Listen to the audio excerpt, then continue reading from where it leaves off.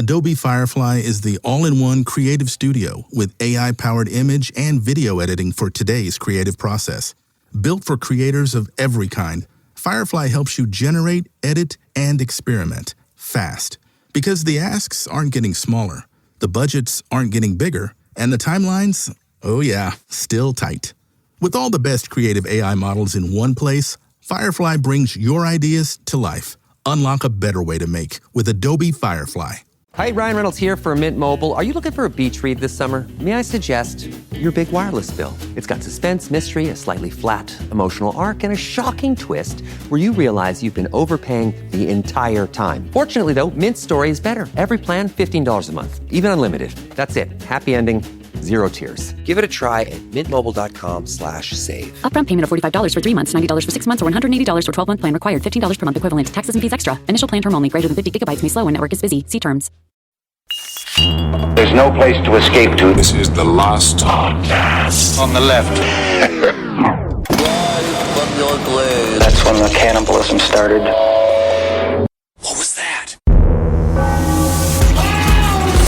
I had, honestly, the best meal of my life. It was a piece of foie gras.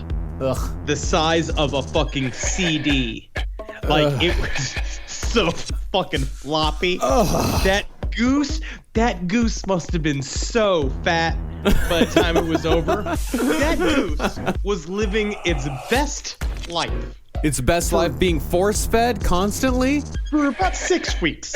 It was being fed. Honestly, that goose is the same thing as if you hacked open Gracie, our former dog, and had eaten that sweet, sweet liver of Gracie, that would have been the most delicious foie dog. I'm calling it foie dog. Wow. God, it would have been so succulent, just her just rolling around her own filth. You should have eaten that dog. Why not? Filled with butter. It would have been like a croissant. What the last? Been so flaky. Can we have to start the show? I know you're in a food paradise right now. Oh my God, it was good. All right, this is the last podcast on the left. I am Ben Kissel. That's Marcus Parks. Hey. Marcus Parks is wearing his Jacksonville Jumbo Shrimp shirt today, and you look amazing, sir. I'm fucking here to play a game, motherfucker. I guess so. I'd like to thank a fan out in Colorado who gave this to me. I love it. And of course, we got H-Bone over there in Los Angeles. I feel like I want to do this morning zoo style. H-Bone in Los Angeles. What's going on? The dogs are out. Wow. So today's episode, we got a two-parter here. This is a long time in the making, and I'm absolutely thrilled. I can't wait to get into Kurt Cobain and Courtney Love. What happened? She did it. All right, we don't. She did it. And that's the end of the episode. So goodbye, everybody.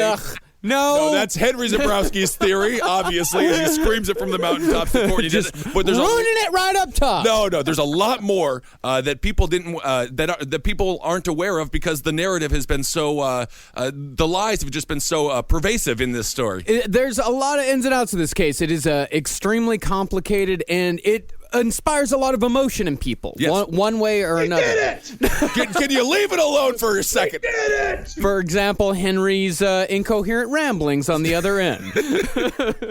Yeah, it does inspire a lot of emotion in people because Kurt Cobain was so goddamn popular. Nirvana Absolutely. was so amazingly popular, and he meant so much to so many people. I mean, for all of us, I'm 35 years old, so 1992, 1993, Nirvana Unplugged. I was 11, 12, 13 years old, overweight, alone. All I had was skinny little Kurt, who was much more handsome than me, and but Nirvana was extremely influential in my depression and getting me out of it. I of course started this entire episode thinking Courtney Love was the worst human being on the face of the planet. But the more and more I researched about her and read a couple articles and watched several interviews with her, I think that she's not the worst. She was just incredibly ambitious at a time when it was not very stylish to be ambitious. Sure. And also, a lot of ambitious people are manipulative, terrible, manipulative people. Yeah. Like to be Wouldn't know anything about that.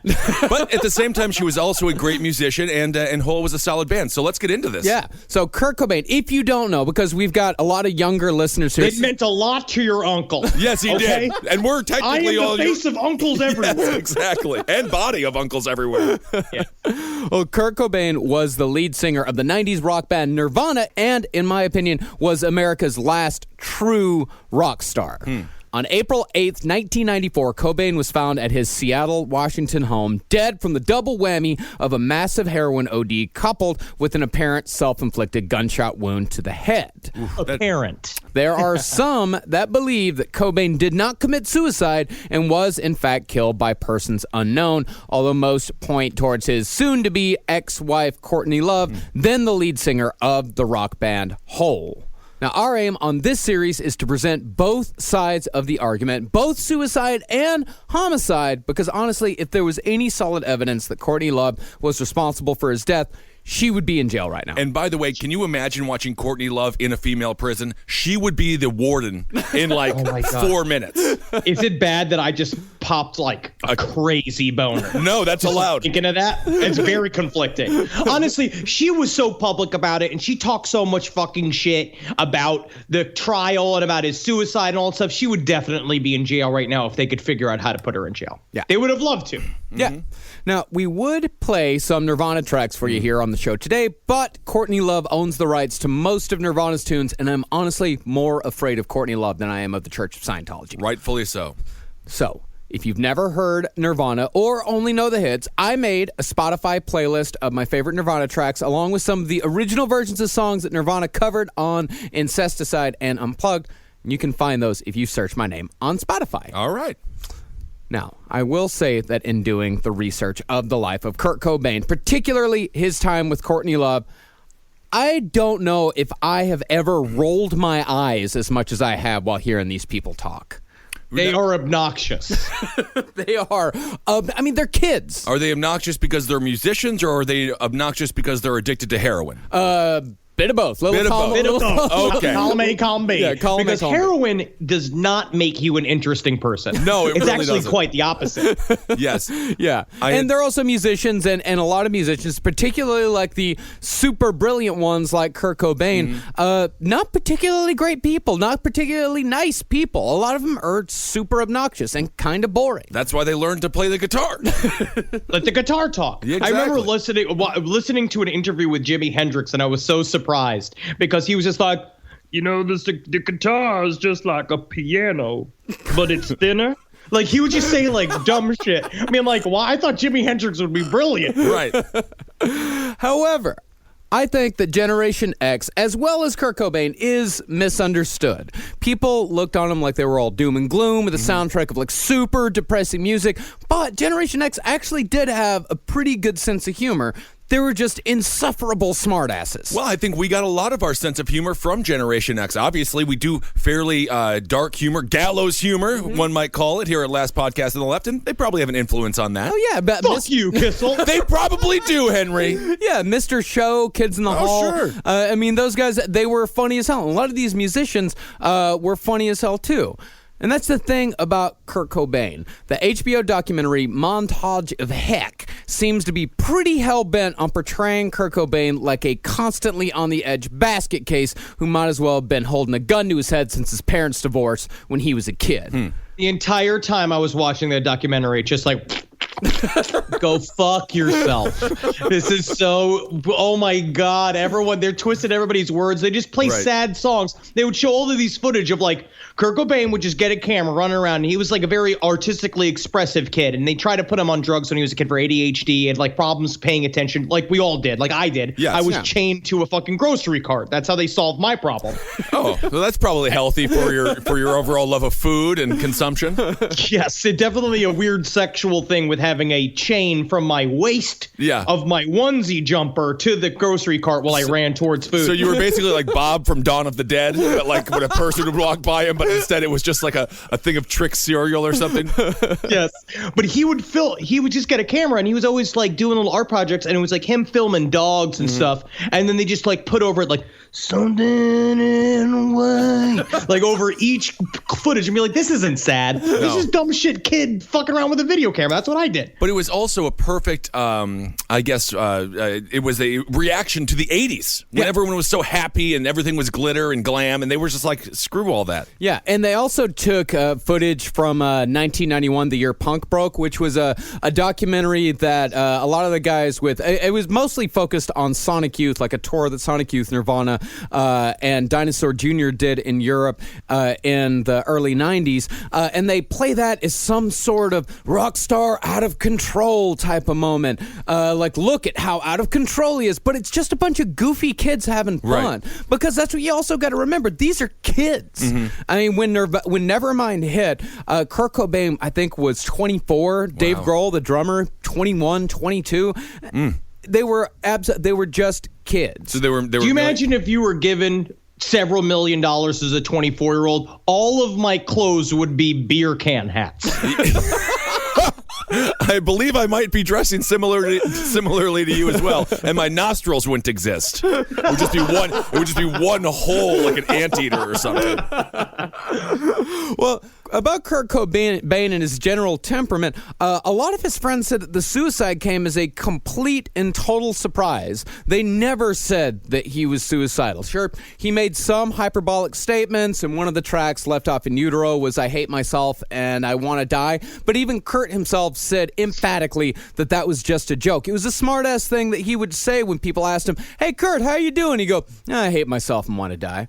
It's funny. It was just a joke. Yeah. Not a particularly great joke, but a joke nonetheless. Mm-hmm. He's not a comedian. No. He would have been the worst comedian of all time. Well, technically, the comedic version of Kurt Cobain would be Mitch Hedberg, right? Yeah, I guess so. And Mitch Hedberg, many comedians that I know worked with him on the road towards the waning days of his life, and he would just get in the fetal position after shows, hang out in his hotel room. That's heroin. Yeah. It was not good for him. No. Sounds relaxing, honestly.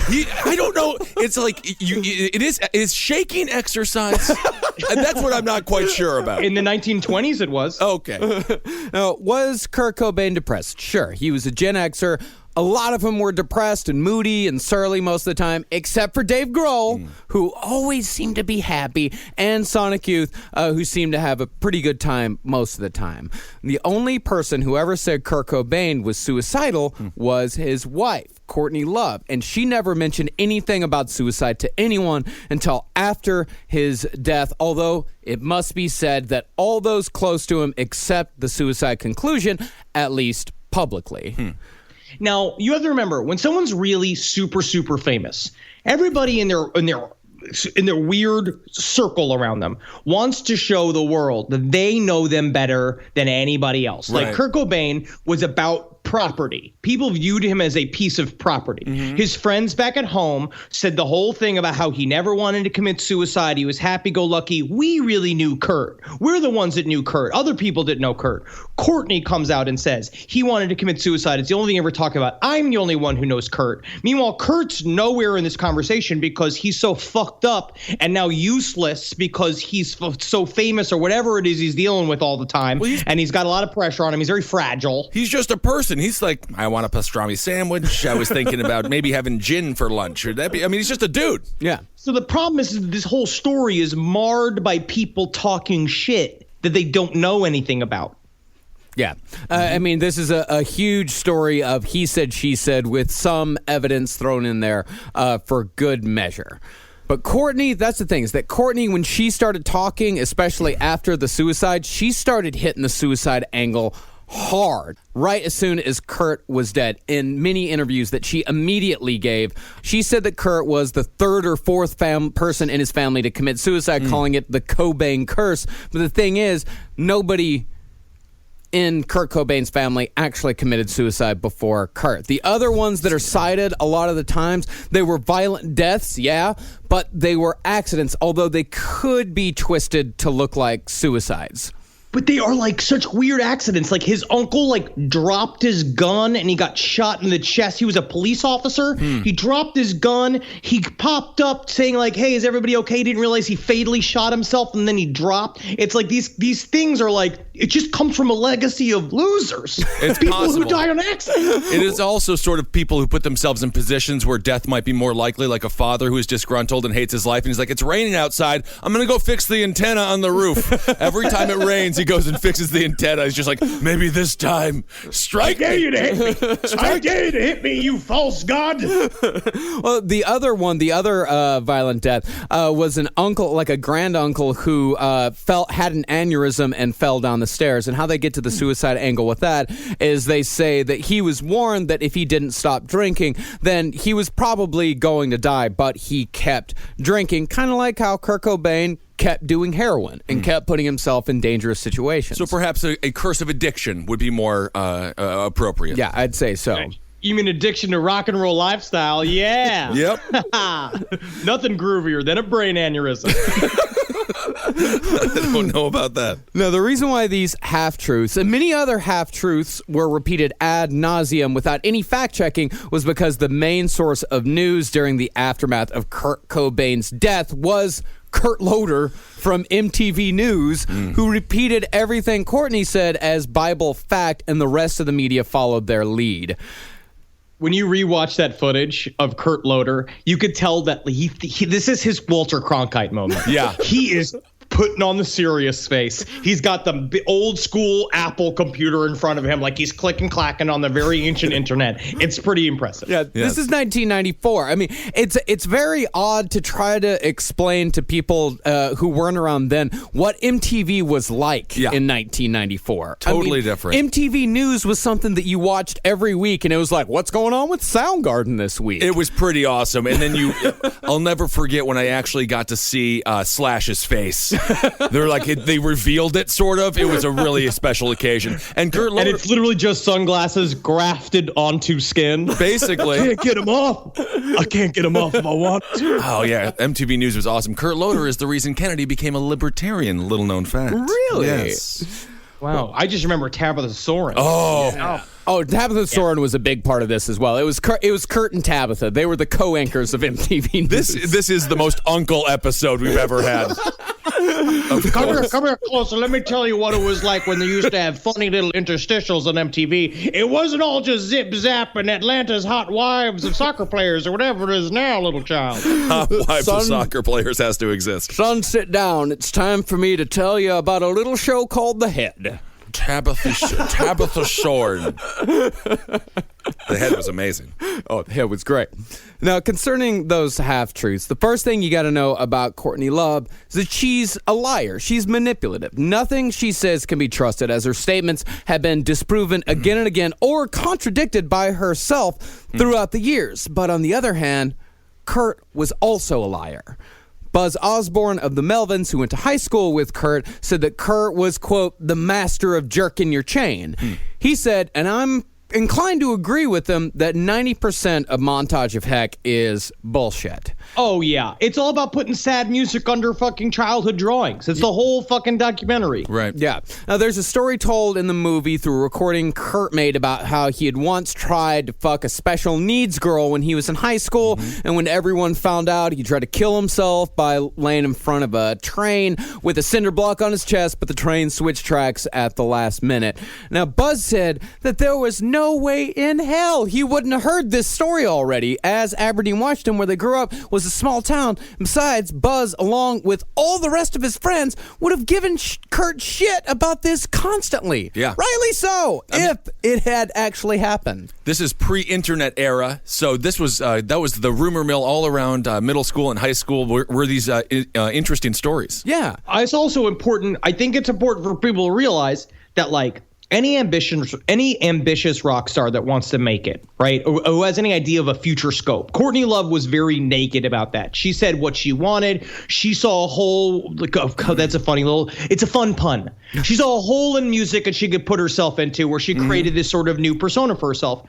If you don't think that Kurt Cobain had the same idea from early on, that once you realize you get the camera in front of you, now you can recreate your whole past in order to make it so iconic who you are. And then a part of this story was about him, the loser prince. Like, he created this really gross story as a part of, like, almost like making him relatable to gross losers. And it's a part of his fucking brand. Well, Courtney was great at branding, and the interesting thing, I had a chance to speak with somebody who got to know Courtney Love fairly intimately, working on a project with her, and he was saying how she could tell when a rock star was about to break, and she would just hook up with them during that time. And you do wonder, did she help promote them?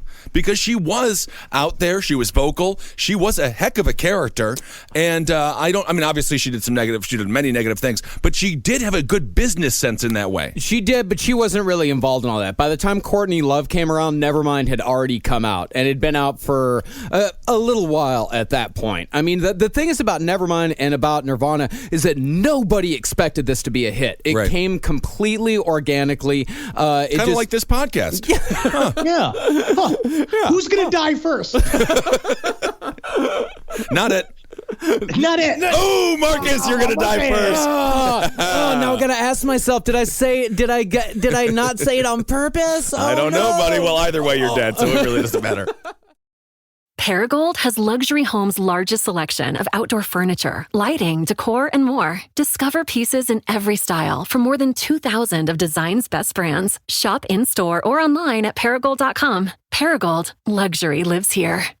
This podcast is brought to you by Squarespace. Squarespace is an all-in-one website platform that helps you stand out online. Yes, that's right. You don't have to smash your face with a hammer. You can just start a business. It's got everything you need on Squarespace, from securing your domain to building a professional site and showcasing your work all in one place. Let's say you want to show everybody how you can carve your ribs out of your lower abdomen so that you look more like a Ken doll. That's amazing. You can bring your vision to life with AI-powered design or curated templates, plus flexible editing tools that helps you create something that truly reflects your style, especially if you are somebody that is trying to corrupt the young men of America. That's what Squarespace is really going to help you. Squarespace makes it easy. It makes it easy for you to put all that together, and you just go to Squarespace and do it all.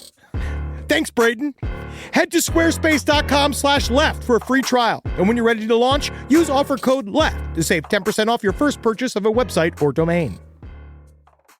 Hi, Ryan Reynolds here for Mint Mobile. Are you looking for a beach read this summer? May I suggest your big wireless bill? It's got suspense, mystery, a slightly flat emotional arc, and a shocking twist where you realize you've been overpaying the entire time. Fortunately, though, Mint's story is better. Every plan, $15 a month. Even unlimited. That's it. Happy ending.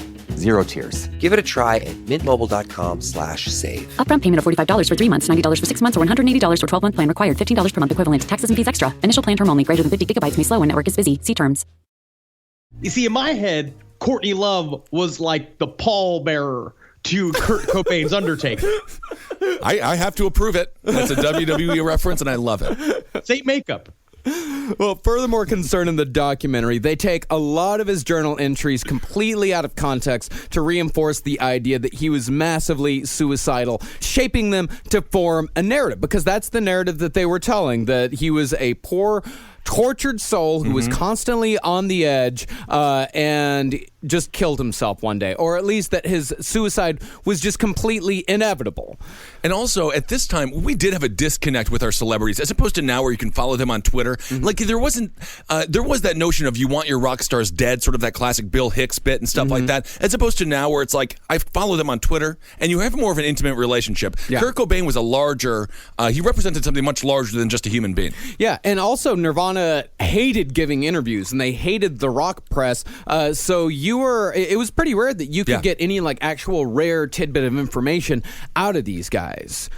And at the center of that entire narrative of Kurt Cobain being the tortured soul whose suicide was inevitable was Courtney Love, who comes off looking just tarnished enough in the movie, but otherwise rosy as fuck as the only person who ever truly understood Kurt. Yeah, there's some things in there that make her look bad, but for the most part, she really is portrayed as a loving wife who fucked up a couple of times, but it completely glosses over how fucking tumultuous their relationship really was. Well, she also approached the director of the documentary to make the documentary, and it's funny how it becomes like that, how you become the hero of the story when you ask a dude to make a documentary about your dead ex-husband. Yeah, and I guess I'm going to just describe their parenting techniques as unique. That's the best I could say, I guess.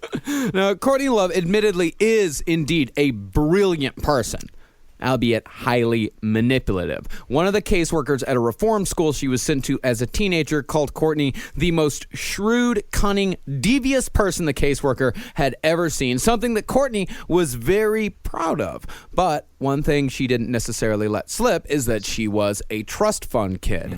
When she was 16, she sued for emancipation from her mother and received an $800 a month stipend, almost $2,000 in today's money. And she used that money to insert herself in certain scenes. She would show up with like a suitcase full of acid, or when she started going to band practices to hang out with people, she'd buy all the food. So she got people to trust her that way. That's how she got her foot in the door a lot of the time. And now you can say that's either manipulative or you can say it's actually just a good idea and a part of business. She saw a thing that she wanted to be a part of, and essentially that just makes you a producer. Like in nowadays terms, that's just what a producer does. A producer shows up with money and does things to make things quote unquote easier or help things along. So in a way, it was like she was creating jobs. She was walking into a place being like, I will provide the funding. Courtney Love is creating jobs. What, is she the fucking Warren Buffett of alternative rock? Jesus. Same makeup. It's about small job creation. It's all about that. Small it's job about creation. Yeah, trickle down. Well, Courtney, she was also mean as fuck. Yeah, she's a fucking horrible bitch. She's the worst person in the world. Oh, she's horrible. She says terrible things that aren't true about people. Like she said that Dave Grohl tried to fuck her daughter. All right. She does look just like her. Well, the weird thing is about Frances being Cobain, Courtney and Kurt's daughter, is that when she was first born, she looked just like Kurt. But as she's gotten older and has gotten closer to her mother, she looks a lot more like Courtney. That's just how people she shaved work. down her face, though. She had some work done. She shaved her face down to make it look thinner. She was getting the broad face, the Courtney face. This is not entertainment tonight. I don't care about this child. Well, Courtney's father, who has no doubt that Courtney had Kurt killed, but has his own agenda and is a pretty big piece of shit in his own right, said she would make fun of his weight and taunt him about his looks. This is what he said.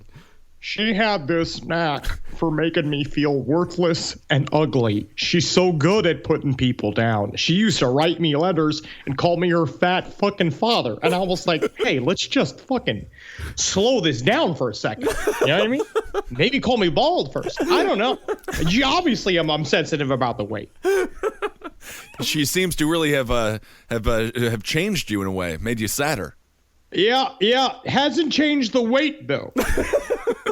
That's the problem. Still pretty big. Can you imagine your father just being so emotionally tormented by it? Could you imagine calling your father fat? It's kind of funny. Courtney Love was also violent and, according to some, had a habit of hiring people to do her dirty work for her. An ex-boyfriend said when she was coming up in the LA scene, she would pay a guy she knew $100 to beat someone up if they pissed her off. That's the problem, is that you don't know if that's horseshit or not. You don't. Eventually, this story starts to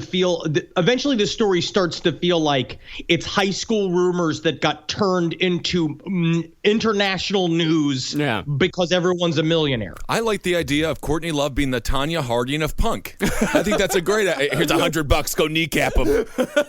There's something there.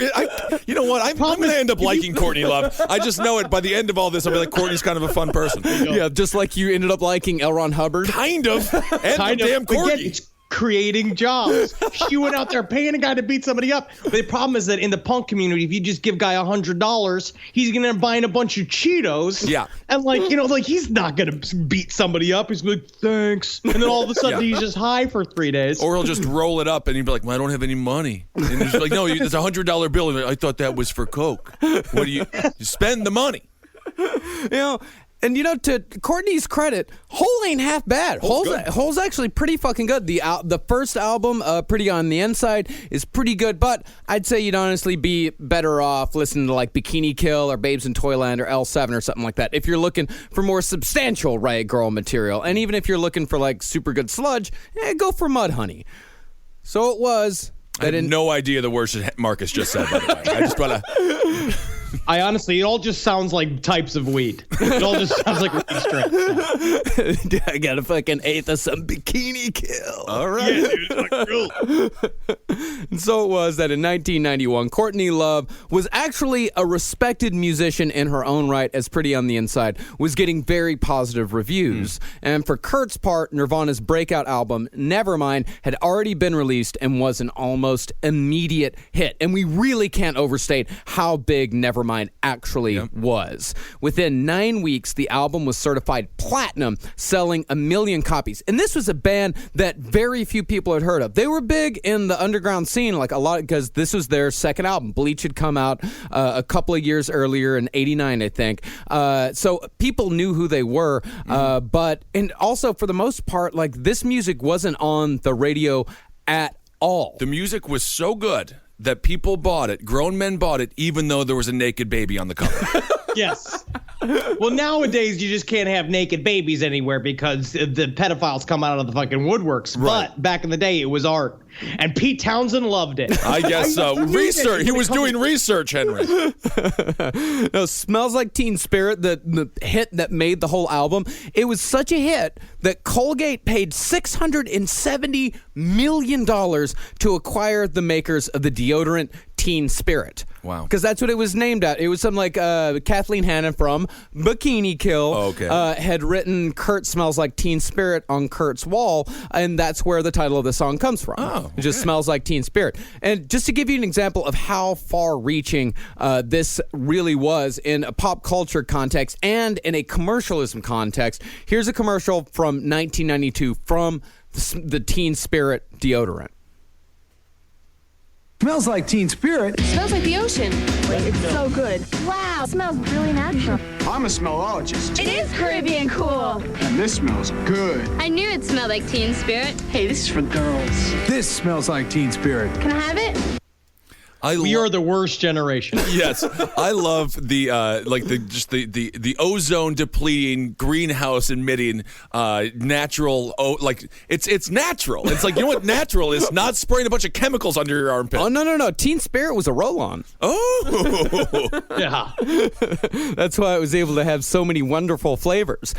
When they bought it, they don't know Flavors. Marcus, they're not flavors, by the way. Did you lick this roll-on? Because you know what it was for, right? Carolina said the same thing to me when I was telling her about this. I was like, yeah, they ended up, after they bought it, it was so popular, they ended up making 10 different flavors. And she was like, I don't think flavors is the right word. No, it's not Flavor-Ice.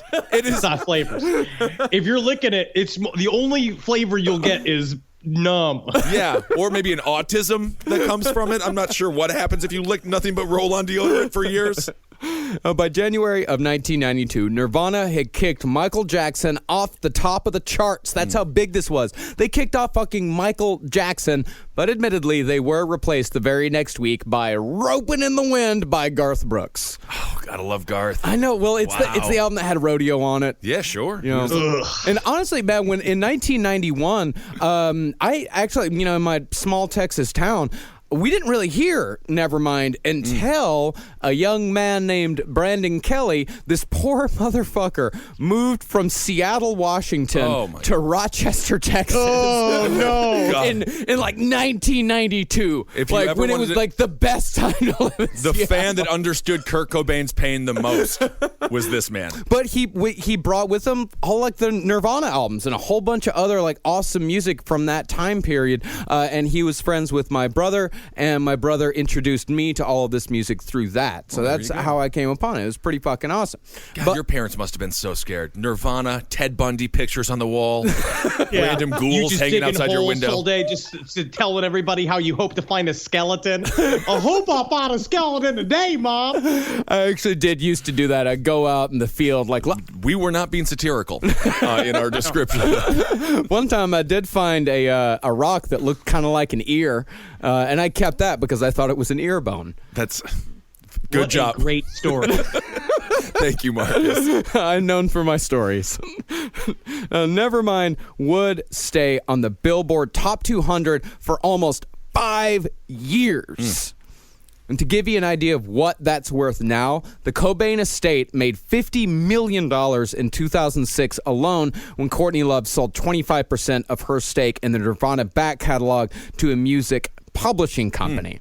But when Kurt and Courtney met, Cobain had yet to see any of that money, and the band was still showing up to 200-capacity venues in a shitty van with their gear carried behind them in a U-Haul. Wow. Like, this came out of absolutely nowhere. Like, they couldn't even keep up with their own success. And it was on this backdrop that Kurt and Courtney met at a Butthole Surfers concert in Los Angeles. The two immediately bonded over their mutual loves of fucking and heroin and were inseparable from then on. Well, according to Courtney Love, what she said was that she had been going after Kurt for a really long time. She had been trying to date Kurt, but he was always very oblivious to female attention. Like, he was always he was very, very shy, like painfully shy. And so we didn't know how to like connect to girls. And so what she did was that she kept going after him because of what we were saying. She knew that he was going to be a fucking massive rock star. And she made an altar in her house where she said, please let my boyfriend be the world's biggest rock star. Like, she was obsessed with it. That's what she says. This is what she said. Right. Right. So we don't know what's bullshit or not. But what she says is that, which is, if it's not a true story, it's disgusting why you would even make it up, is that she was kind of like sucking the dick of this other music manager and bribed him, essentially, like kind of like teased him to get her tickets to the show, to that Butthole Surfer show, and plane tickets. And he bought her, shipped her out there. She got on Kurt and finally just was like, you're my boyfriend now. And he's like, all right, cool. I'll go with it. It reminds me of Finkel from Ace Ventura. How does that remind you of Finkel? Finkel didn't like Dan Marino. But she wanted to get Dan Marino. And Finkel became Einhorn, a detective, in order to get Dan Marino. Finkel is Einhorn. Einhorn is Finkel. Yes. Einhorn is Finkel. Now, some claim that Courtney was only in it for the money, that she latched on to Kurt because she saw potential. To this point, I actually believe Courtney when she says that she honestly thought that she was going to be more famous than Kurt. That's because there's actually evidence to back that up. When they got married, it was Courtney who insisted that they sign a prenup. And this was even after the massive success of Nevermind. They could already see that he was going to be a huge rock star, that there was going to be hundreds of thousands, if not millions of dollars coming in. But she believed that she was going to be more famous than him one day. This was about power couple. This was not about money. This was about the both of them were the same thing about, like, quote unquote integrity and about doing it the right way and getting respect. And both of them thought, the idea is that I am a queen. I am the most powerful woman in the world. Should I not be with the most powerful man in the world? Together, we will be the most respected fucking royalty of rock and roll. And so she saw that far ahead of that, and she's like, I'm building this for Kurt, essentially. Like, we're going to be a power couple forever. Yeah. Jay-Z and Beyonce, to some degree. Absolutely, to some degree. But Jay-Z and Beyonce, they weren't junkies. No, they are not junkies. As a matter of fact, they're athletes, basically. Yeah, I was watching a concert of Beyonce, and I was like, what? I started sweating. Yeah. Because it is physical labor, as opposed to Kurt, who mostly sat. Yeah, it sat a lot, yeah. Well, I don't know, man. Have you ever watched footage of their live shows? Like, their live shows were amazingly energetic. Like, they were a fantastic band to see. Nirvana Unplugged wasn't the only concert they ever did, Ben. I just don't like to watch people be all active, because then it's like, am I supposed to be active? It's like, what is happening? Well, I mentioned junkies. Let's talk about heroin. Kurt was a junkie, and to a lesser extent, so was Courtney. Courtney had about a $20 a day habit, but Kurt, at his worst, was spending $400 a day on heroin. Courtney liked being fucked up, but only a little bit. Yeah. She liked being aware. She liked being able to manipulate people and be in control of herself. Now, Kurt's excuse for the heroin was that he used it to self-medicate a debilitating stomach pain that plagued him throughout his 20s and only got worse after the success of Nevermind. So this guy was, as what he says, that he was dealing with a lot. I mean, first he was dealing with this debilitating stomach pain, and he was also dealing with being famous when he never really wanted to be famous. He wanted to make a living doing his music, but he wanted to be, a punk rocker. Like, he wanted to just kind of be a guy that could go out there, make good albums, play good music, but he he never wanted to be an icon. He never wanted to be a superstar. I think he's an introvert, right? He's much more, and a lot of musicians are introverted, and that's why they attach themselves to the music, and the music makes them famous, not their stunning personalities like us. But do you think it was a psychosomatic thing? Or did he really have ulcers and that kind of stuff? He said that they were red spots. He would go to the doctor and they would scan his stomach, and he had weird abrasions and weird. It just sounded like he was just a shitty kid and also had a terrible diet. He had a very terrible diet. He lived on fucking Coca-Cola and fucking potato chips and heroin all the time. Mm-hmm. Now, many people point towards Kurt's comments about his stomach pain during this time period as an indication that he'd always been suicidal, as he had said in interviews that heroin was the only thing keeping him from blowing his head off. But again, according to Buzz from the Melvins, Kurt told him that the stomach pain never even existed, and it was just a good excuse to do heroin under a cloud of sympathy. I see. See, that sounds like a shitty joke. Yeah. That sounds like a shitty joke to him. Honestly, it sounds like he's making a joke about the heroin use and the stomach pain because he really was in pain. I also think that Kurt Cobain was a little bit of a hypocrite in terms of he wanted everything exactly how he wanted it. Mm-hmm. He wanted an indie little career, but he loved the money. He loved the money. He loved all the fame. He loved how big the music got, but he wanted it both. He wanted to. You think that you could live one life and be a rock star on fucking Wednesday, but then on Thursday be able to go to the supermarket, but that's just not how it works. Of course. Well, I actually don't know if he did love the money all that much. He loved the heroin. $400 a day. He definitely liked that much money. He definitely loved that money. But I think he did he liked the fame of the fans because Kurt Cobain, what he used to do is pretty much when he wanted to get away for a little bit, he'd go to a park or someplace like that. He'd look for kids with Nirvana t-shirts and he'd go up and say like, "Hey, I'm Kurt Cobain. You want an autograph?" or something like that. He never turned away a fan. He never turned away an autograph. Nice. It was the media attention that he hated more than anything. Sure. And he did kind of want to have it both ways. He wanted to be adored by his fans and make music for the kids, but he didn't want to have to deal with the business side of it. That unfortunately, music is a fucking business. Right. Always has been. And especially then you're much more of a cog in a larger machine as opposed to now where you can become a YouTube star and sort of control your own creative destiny. Yeah, there was a lot of people's paychecks that depended on Kurt Cobain. And don't forget to subscribe on iTunes. Last podcast in the life. 5 stars. But whether Kurt Cobain was lying or not about the stomach pain, by the time of his death, it was no longer a problem. According to Kurt himself, reportedly, a doctor had diagnosed the source as a pinched nerve that resulted from his scoliosis. But some people also say that when he said, like, "Oh, my stomach pain's cured," he was just talking about heroin, that he finally found a medication that worked with it, and that medication was heroin. We just don't really know. There's a lot of this shit's just, we just don't really know. Well, I mean, at this point, I don't recall OxyContin being a thing. It wasn't. It wasn't around yet, right? I wonder if he would have been prescribed something like that. Who knows? He probably would have been. And probably would have died from that. Yeah, exactly. Like so many other fucking people are dying right now. Yep. Now, unfortunately, by the time the stomach pain was quote-unquote cured, he was already a full-blown addict, although he would make multiple attempts to get clean, specifically after the birth of his daughter, Frances Bean, who can currently be seen as the face of the new Marc Jacobs campaign here in New York City. Look at that. Yeah, she's on billboards now. It's nice to be talk about a fellow model. Which it doesn't seem like my big and by the way, Kmart, what's going on? Where's my big and tall campaign? But anyway, I don't want to get into that. Now, by all accounts, Kurt was an extremely loving and dedicated father, but not so dedicated that he stopped doing heroin altogether. In the weeks leading up to his death, Cobain reportedly OD'd multiple times, just not bad enough to go to the hospital. And people say that it was actually Courtney who revived him those times that he OD'd. Now, this could point more towards the suicide angle, as it is possible he was attempting suicide each time and finally decided to use a shotgun on the final try to make it stick. But the heroin has its own story to tell, as we'll get into on the next episode. I'll tell you what, it's a sleepy story. Yeah, it is.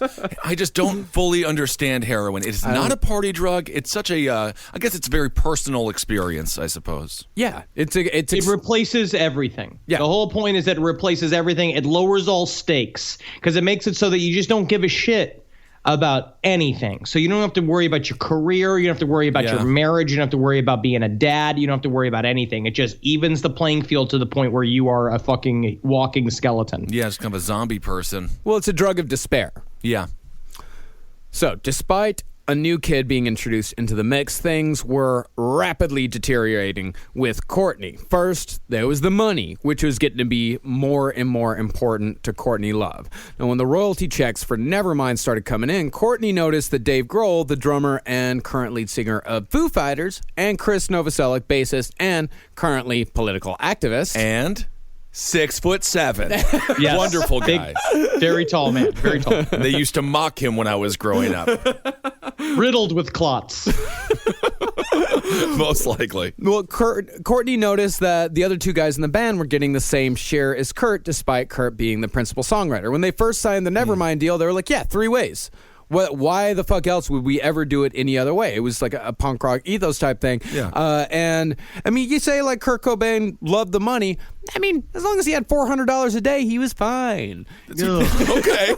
All right. That's his limit on money, $400 a day? Well, that's the hair. And think about what he's saving on food. What about that kind of money you're saving? It's like he's making money. Right. Well, yeah, he liked the money, but he was never greedy about the money. He didn't necessarily care about having a huge house. Like, in fact, when him and Courtney bought a big house outside of Seattle, the house that he ended up dying in, he would say that he was embarrassed to live out there. Yeah. And when he would go and stay out in hotels, he would stay at flea traps. And he'd always, this is a fun thing, he'd always register under the name Bill Bailey, which was Axl Rose's real name. Really? Yeah, well, they had this weird feud. I remember those two skinny nerds. Axl Rose, I believe Get in the Ring was Get in the Ring about Kurt Cobain? No, Get in the Ring was about all the people that pissed off Axl Rose. Axl Rose weighed 115 pounds if he had an erection. I mean, the guy couldn't fight a fly, and he was challenging the entire world to get in the ring. That was amazing. And again, this is where, to be honest, it always makes me mad. It's like the problem is that he was also a small town kid who was a child of divorce, who was kind of unwanted by a bunch of people, shuffled around from family members and shit like that. So he just felt like he didn't deserve anything. Mm-hmm. But it was also kind of purposefully done. And it gets good. It's also this weird self-conscious thing of like he doesn't want to show that he cares about the money, even though he's got all this money. He was Kurt Cobain, such a perfect musician for your latchkey kid. Yeah. The kid who comes home, parents aren't there, they're still working, you got to take care of yourself. He was ideal for that. Now, about these royalties, Courtney reportedly freaked out when she found that the other guys were getting an equal share and hounded Kurt to do something about it, even though, by all accounts, he didn't really give a fuck about the money. Right. But Courtney finally wore him down enough that he eventually demanded a larger share, which actually almost broke up Nirvana because they called his bluff on it. Yeah, I mean, Kurt Cobain's getting worm-tongued here, and they're like, "God, come on, man." Yeah, that's pretty much what it's like. What are you doing? Why does it matter to you so much? Yeah, why even bring this up? And then Chris was like, "We should do it by height, and I'll take 90% of the money." Well, the other guys, they eventually agreed, and life moved on. Sure. And then there was In Utero. Now, at one point, it is obvious that Kurt loved Courtney very much, and vice versa. I think, like, if you read interviews with Kurt Cobain and with Courtney Love, if you see how they were together, it's obvious they were these two weird, kind of shitty kids who actually, for a while, had a great time together. Well, I think that she obviously did love him, and this might be a little bit hyperbolic, but the fact that she stayed clean during the pregnancy is kind of a sign that she was really happy with him. Well, not completely. Really. She did. No, she did not really. No, she was doing drugs at the beginning of the pregnancy. She was doing drugs at the beginning of the pregnancy and then came back. Basically, public opinion forced her to pull it all back and clean up for a little bit. Oh, okay. I was under the impression. Well, either way, Frances Bean is doing great. I hear she's a model now. Well, that's how you have a skinny baby. That is true. Well, that was actually the big controversy behind Courtney Love and Kurt Cobain, is that Courtney Love had done an interview with Vanity Fair magazine in which she had pretty offhandedly mentioned that she had been doing heroin during her pregnancy. And I mean, and the world, when that came out, the world freaked out. And in fact, after Frances Bean was born, Child Protective Services took her away for about 3 weeks. Well, it's nice to have a little break, you know?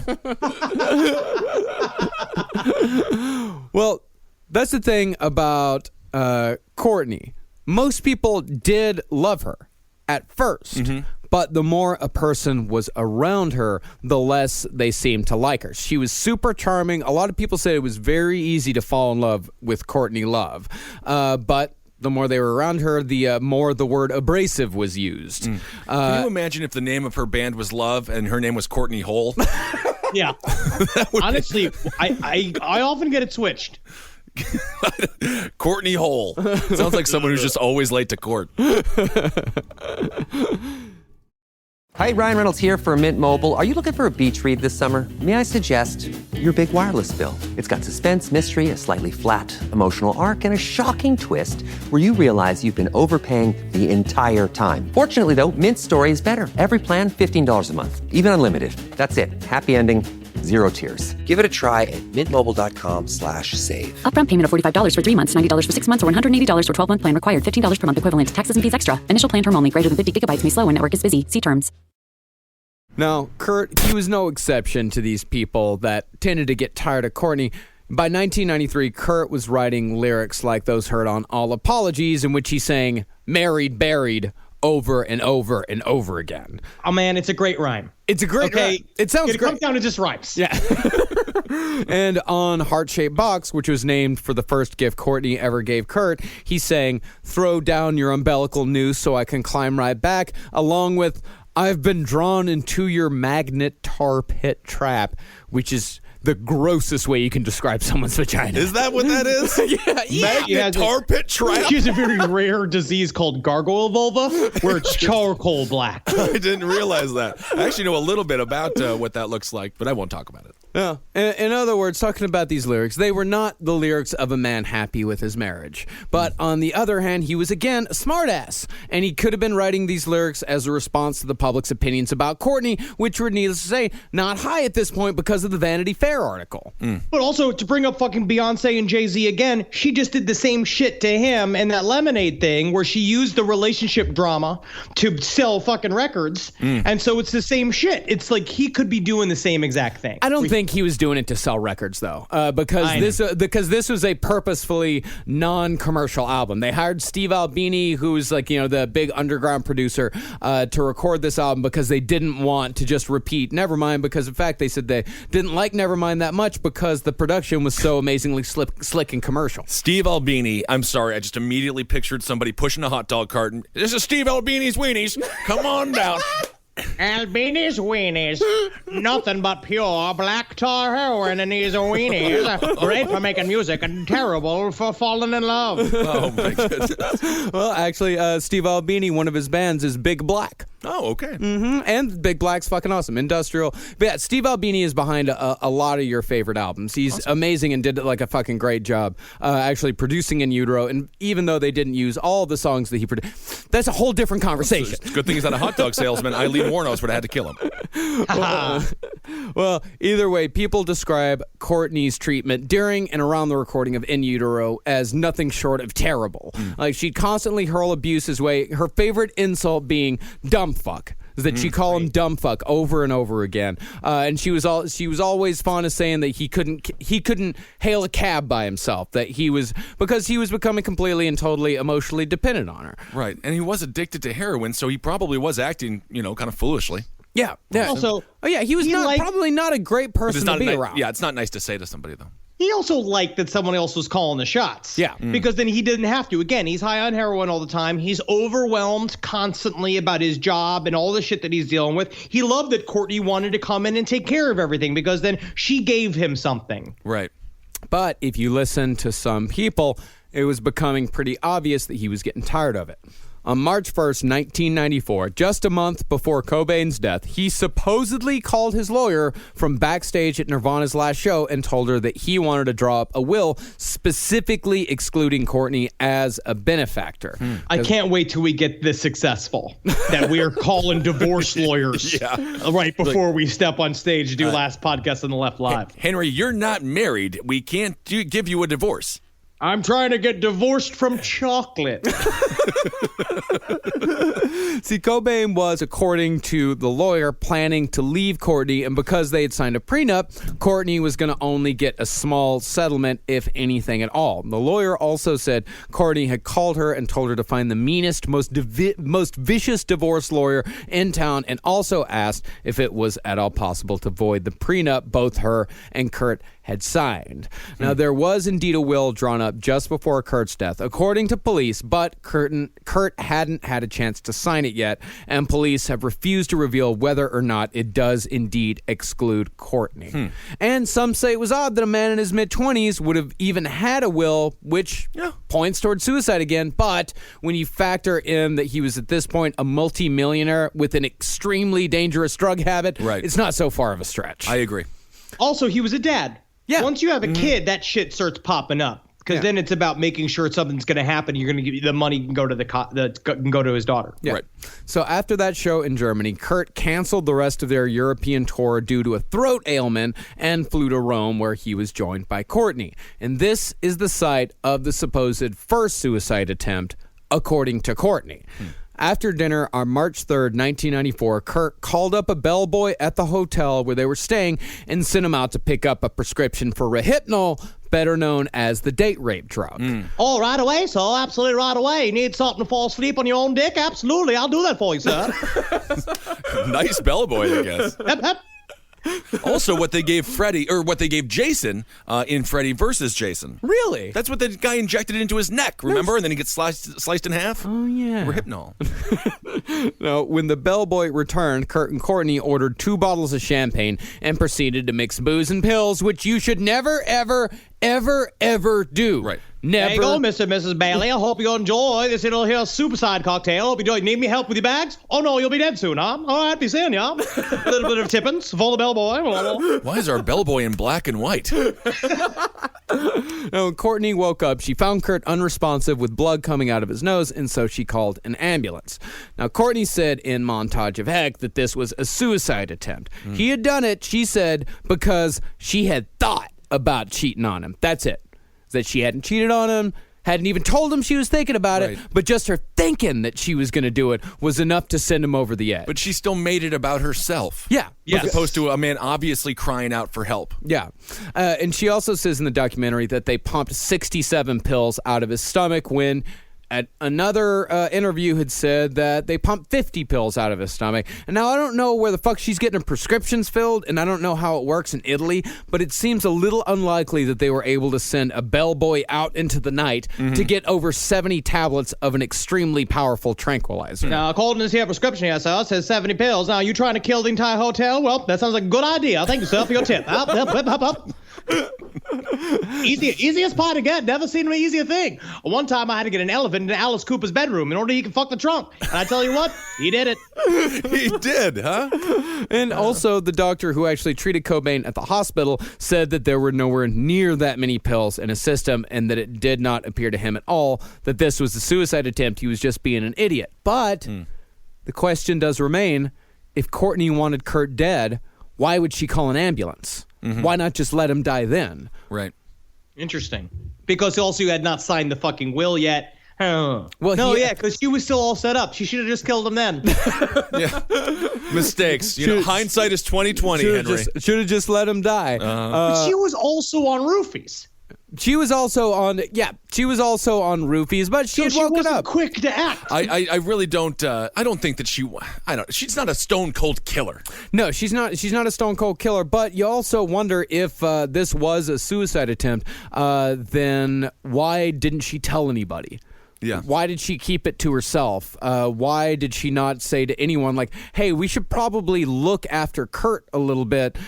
He's suicidal. Right. Either way, after Cobain woke up from a brief coma, the two returned to Seattle. A couple weeks later, on March 18th, Courtney called 911 saying Kurt had locked himself in a room with several weapons and was threatening suicide. And this is another incident that people point to bolster the suicide claim. But the patrol officer who showed up on the scene told a very different story. He said when he showed up, Courtney was standing on the front porch screaming that Kurt was inside and was going to kill himself. But when the officer went around back to enter the house through the back door, he said that he found Cobain standing in the backyard with his hands in his pockets. He said he didn't seem suicidal, just deeply embarrassed. Huh. And after answering a few questions, Cobain admitted that he just locked himself in a room after an argument and just didn't want to deal with his wife. And Courtney herself admitted that she didn't see him with a gun, and he did not say that he was going to kill himself. That goes back. So Courtney Love is just a Godzilla-sized pain in the ass. Yeah, and then they did. I mean, they're just an immature couple, I guess. Yeah. This is what an immature couple. I'm locking myself in my room as opposed to dealing with the issue. Yeah, exactly. But nevertheless, this incident is still used to this day as hard evidence that Cobain was suicidal in the weeks leading up to his death. And to be fair, if Rome was indeed a suicide attempt, then Courtney would have had reason to freak out if he locked himself away, as there were indeed guns in the house. But even though it might have been a misunderstanding, cops still confiscated all of Cobain's guns, and Kurt was left weaponless. And this is when Kurt's friend Dylan Carlson comes onto the scene. This is another piece of fucking work. Ugh. All of the people that were surrounding them, their inner circle, were just such garbage junkies that it's fucking rough. It's so rough. Nobody cared about them. Kurt Cobain's house is like a libertarian paradise, just full of drugs, full of guns. Yeah, I mean, none of the other members of Nirvana actually lived in the same city as Kurt Cobain. They saw him every once in a while, and people would come in and out. And I think it was Chris Novoselic that said that he saw Cobain a couple weeks before his death, and he said that he looked like shit. He was strung out. He was on heroin. So, yeah, the people that they surrounded themselves with, I mean, junkies hang out with junkies. Yeah, and Chris was he was a big drinker. So heroin addicts and alcoholics, that's not a fun mix. No. No, that's usually because if you're doing heroin and drinking, you're going to die. Yes. Yeah. Now, on March 30th, 9 days before Kurt's body was found, Cobain and Dylan went to a Seattle gun shop called Stan Baker Sports and bought a Remington 20-gauge shotgun under Dylan's name, as Kurt was afraid the cops would confiscate that one as well if it was under his name. Now, what sport is shooting yourself in the head? Do you go in? I love that all these guns are always at sporting goods stores. It's like, we got footballs, we got basketballs, we got shotguns if you're suicidal. We also got volleyballs. See, Kurt was a pretty staunch Second Amendment guy, saying he needed a gun for protection as he didn't have bodyguards, and he was, without a doubt, the biggest rock star in the world at this point, except for maybe Axl Rose. Oof. Now, Cobain's friend Dylan maintains that he never thought Cobain was suicidal, otherwise he wouldn't have bought him a fucking shotgun. But on the other hand, Dylan was a junkie, just like Kurt, and he might not have been in the most perceptive state at this time. Yeah, especially when your rock star friend asks you to buy a shotgun under your name. Just that idea of that seems pretty irresponsible. After all of his guns were already taken away. Yeah. Yeah. So after dropping the gun off at his house, Cobain got on a plane and traveled to L.A. to check into rehab to give it one more go at the Exodus Recovery Center. He spent 2 days there before escaping over a brick wall and traveling back to Seattle. And this is when things get murky. We're not exactly sure when Kurt Cobain died, as he had been dead for a few days by the time he was found on April 8th. But what we do know is that according to a newly released police report, a taxi driver picked up a guy from Cobain's house on April 2nd and drove him to a gun store to buy some shotgun bullets. Now, do you tell the taxi driver that that's what you're doing? He asked the taxi driver, he told the taxi driver that my house got broken into a couple days ago and I need to buy some bullets for my shotgun for protection. Where should I go to buy shotgun bullets? And the taxi driver took him to a sporting goods store. We go to my house so I can give you something for free, and then maybe you can kiss my wife for me. I am a bit of what has been called a cuckold, and I think it'd be kind of fun to watch you kiss my wife, you baby blue eyes. Your name's Kirtland? Can we just go to the sporting goods store? I think they have... Yeah. I heard they got volleyballs there. However, the police report does not say specifically that the driver took Kurt Cobain to the gun store. It just says, quote, a male. And whether it was Kurt or not, Cobain was dead from a gunshot wound to the head, along with the massive heroin OD, maybe by April 5th at the latest. Just a couple days after Courtney Love hired private investigator Tom Grant, who we'll introduce on our next episode. Oh, my goodness. It really is sad, though. It's very sad. You know, Patton Oswalt actually had a great quote about drugs and alcohol, how they always beat art. And if Kurt Cobain could have just stayed healthy, I mean, he would probably be doing Marc Jacob ads right now as well, like Iggy Pop model. I don't even think care. so. Oh, I think he would be advertising for Taco Bell's new, like, chalupa. We got the new Sad Chalupa coming out with Dave Kurt Grohl Cobain. isn't advertising the Sad Chalupa. Chalupa's in the way. Yeah. And I would have no problem with him selling out like that. No, I think Kurt Cobain is for me the only artist who died young, who I truly lament the loss of the music he would have made. Yeah, I think Kurt Cobain throughout the years would have come up with some pretty amazing stuff and would have done some great collaborations. Yep. He could have done like a Sergil Simpson thing. I imagine him going through a whole phase, like doing like hardcore weird country shit, because that's what he fantasized about in a bunch of interviews, about how he wanted to just be an acoustic guitar player like Johnny Cash in his later life. He was really funny. He's like, now we jump around all the time, where I can't wait for when I'm old, when I can just sit on a stool and play guitar. Yes. Like Roger McGuinn, who I saw in Sleepy Hollow, which was amazing. Yeah, I mean, he would only be in his early 50s. He would be 50 years old. He would be so young still. I think he would have turned. He would have been extremely young, and I think he probably would have been an artist for a little while. But if it was indeed that he was planning to divorce Courtney Love and kind of go off on his own, I really do think that he would have been an artist for a little while and would have eventually ended up putting out some pretty amazing music. Maybe he would have just gone the Jack White route and just become an upholster. Which is all Jack White does now is just upholster furniture. And it's like, aren't you a famous Jack? Shitty job that somebody else doesn't want because he chooses it. Yeah, it's like when fucking Daniel Day-Lewis became a shoe cobbler. There's so many people who are sick of cobbling shoes. But you know what, Henry? Some people love cobbling shoes. Why not? It's true. Awesome. It's true. All right, so the next episode, we'll get into some of the conspiracies around what happened. And I guess, like Marcus said before, we're going to present both sides and let the audience make their decision. And, of course, Marcus, you will let us know your personal thoughts at the end of the next episode. Oh, I have an opinion. I definitely have an opinion. But we are fair and balanced here. Yeah. Fair and balanced. Yeah, because I think this is something that nobody's ever really done before, where it's either somebody that's hardcore on one side or hardcore on the other. But, we're really trying to look at all angles here, because really the conspiracy itself is really the interesting part here, why people believe this conspiracy. I do have one question. Was there a robot made? Do they have a robot maid? They did not have a Rosie. Okay, because I was going to say the robot maid did it. Yes, but I guess Rosie, I could see she came alive and became jealous of the fact that Kurt Cobain could choose to make music, because robots cannot understand the organic choice to make music. Well, wasn't they're robot programmed made. to. Okay. And so how could you choose to blow your own brains out for the fucking freedom of choice? Well, I could see why a robot would be jealous. I'm going to go back, rethink my inks, and I'll have my own decision as well. It wasn't the robot maid, though, because it didn't exist. Awesome. Well, thanks so much for listening, everyone. And let's see, what do we want to talk about here? We got some live shows coming up. Mm-hmm. Yeah, we're. This is finally it. This is the week of our Texas tour. I'm coming home. The wayward son has come home to Texas. Yeah, we're doing Houston, Austin, and Dallas. Dallas, unfortunately, is sold out, but there's still tickets left for Houston and Austin. But Austin is absolutely going to sell out, and Houston might as well. So go to cavecomedyradio.com/live to get your tickets to come see us live. And, of course, if you give to our Patreon, you get early access to all of our future shows. We got a Milwaukee show coming up that we can't wait for. That's been coming home. I'm coming home.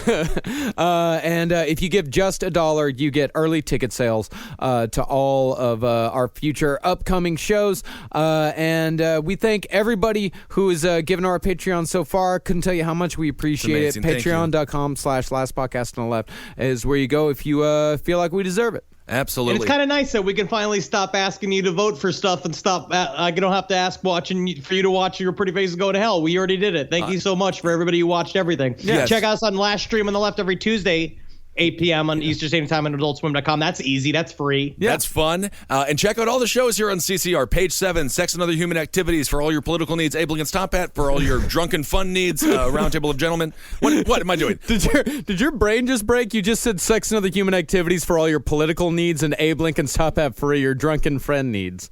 Yeah, that's what I meant to say. Are you drunk? You know what? No, I have had a lot of water, and I'm on a cleanse right now. I've lost 10 pounds. Well, and I'm a month and a week removed from Papa John's. It's been actually hard because I get so many emails from them.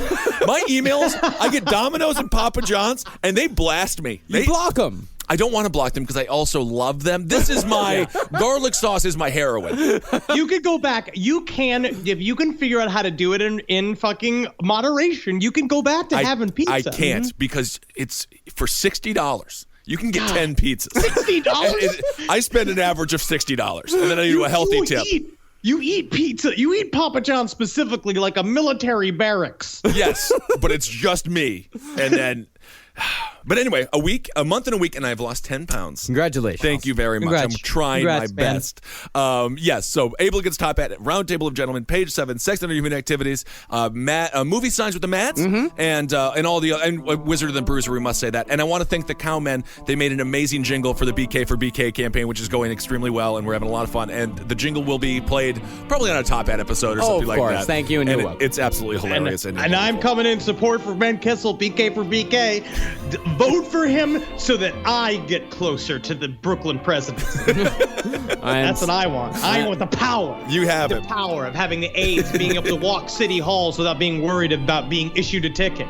God, I would love that. I'm still waiting for my woo. Well, I'll woo you at some point when it matters. Follow us on Twitter. Yes. I'm at Henry Loves You, at Marcus Parks, at Ben Kissel. Follow us on Instagram at Dr. Fantasty, at Marcus Parks, at Ben Kissel 1. And follow Last Podcast on all the bullshits at LP on the left. Awesome.